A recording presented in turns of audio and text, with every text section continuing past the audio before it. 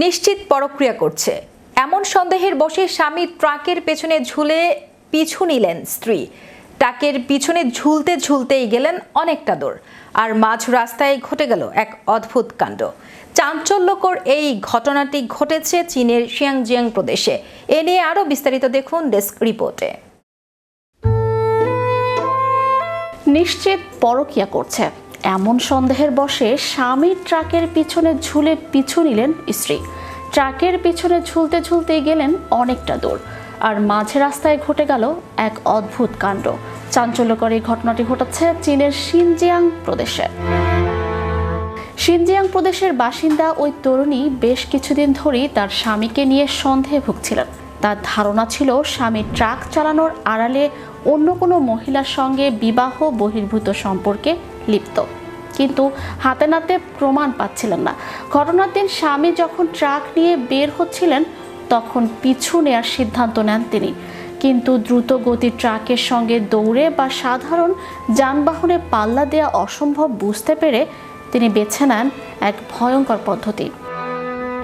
ট্রাকটি যখন গতি বাড়াতে শুরু করে তখন ওই তরুণী সবার অলক্ষ্যে ট্রাকের পেছনের অংশে ঝুলে পড়েন। কোনো নিরাপত্তা সরঞ্জাম ছাড়াই লোহার রড আঁকড়ে ধরে তিনি ঝুলতে থাকেন। উদ্দেশ্য ছিল একটাই, স্বামী কোথায় যাচ্ছেন এবং কার সঙ্গে দেখা করছেন তা নিজের চোখে দেখা।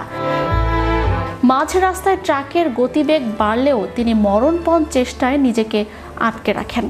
যে কোনো মুহূর্তে বড় ধরনের দুর্ঘটনা ঘটে যেতে পারত, কিন্তু সেদিকে তার ভ্রুক্ষেপ ছিল না। ডিউটি করার সময় এক ট্রাফিক পুলিশ কর্মকর্তার নজরে আসে একটি ছোট ট্রাক।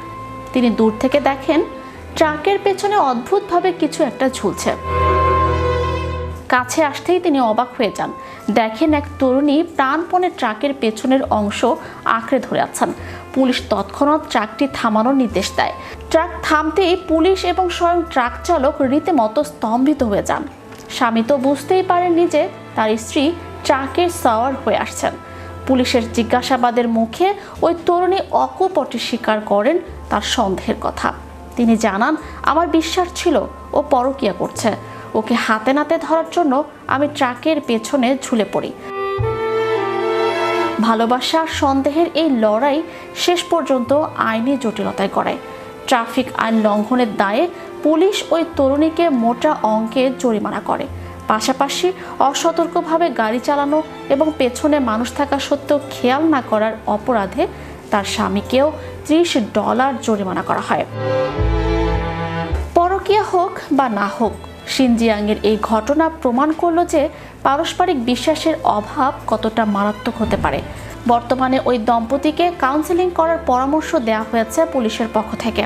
তবে এই স্পাইগিরি যে তরুণীর জন্য বেশ দামি হয়ে দাঁড়ালো তা বলাই বাহুল্য। ম্যাজিক বাংলা টিভি, বিনোদন ডেস্ক।